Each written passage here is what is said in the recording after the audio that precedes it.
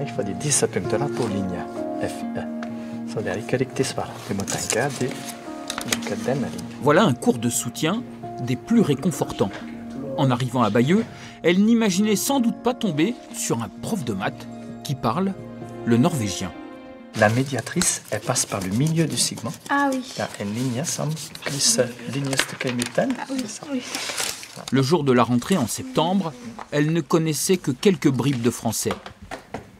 Som projetertogonal på linje. Oui, Det var spørsmålet. oui. Ces élèves de seconde arrivent tout droit de Norvège. Pendant 3 ans, elles vont suivre les cours du lycée Chartier pour passer le bac. Le verbe, le grammaire de le français, je pense que c'est le plus difficile. Mais les professeurs, ils savent qu'on est norvégienne, donc ils parlent un peu moins vite et ils nous aident un peu plus. Maintenant, c'est plus... Ça va bien maintenant. Oui. J'ai lu mal de pays des fois, mais la France c'est bien aussi. Et... Est-ce que tu t'imagines faire la même chose? Je pense pas, non. Pourquoi? Ça fait peur, je pense, de partir 3 ans dans un autre pays, dans une autre langue étrangère, plus moins voir ses parents. L'hommage de Bayeux et de ses Norvégiennes à Sonia, épouse du prince héritier. Elles sont 16 à fréquenter le lycée Alain Chartier. La section norvégienne du lycée de Bayeux a été créée il y a 40 ans. L'ambition de départ est inchangée.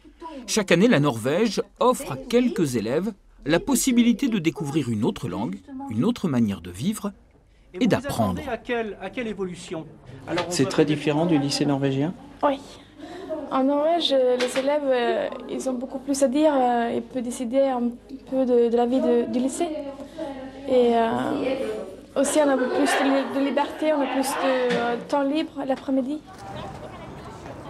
Vue de Norvège, notre école républicaine est exotique.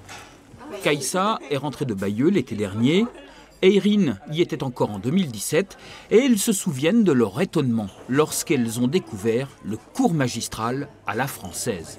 Il y avait le professeur qui disait le cours et qui enseignait, et puis nous, en tant qu'élèves, on faisait des notes. On écrivait le cours. En Norvège, le prof pose des questions plutôt que toujours dicter le cours. C'était différent, mais on avait plein de choses. Il fallait s'habituer à plein de choses en même temps. Et du coup, c'était juste quelque chose d'autre, quelque chose en plus. Quelques semaines suffisent pour faire tomber la barrière de la langue.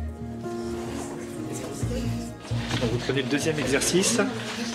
Calculer des aires aussi dans un triangle, faites ça.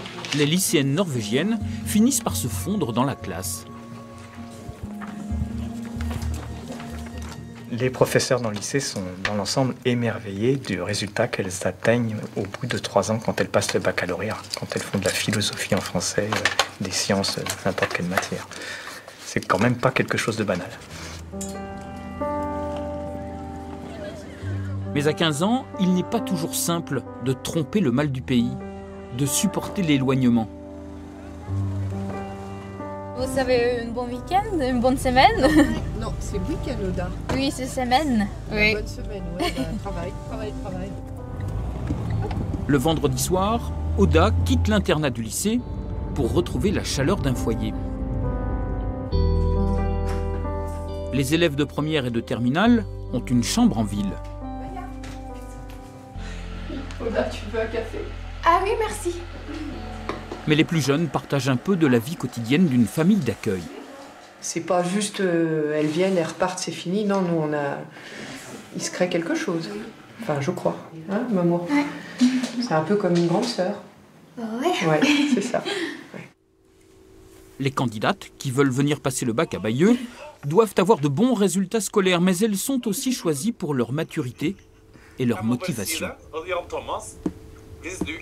Je pense que c'est une bonne chance, oui, pour apprendre le français et pour être un petit peu plus indépendant, oui.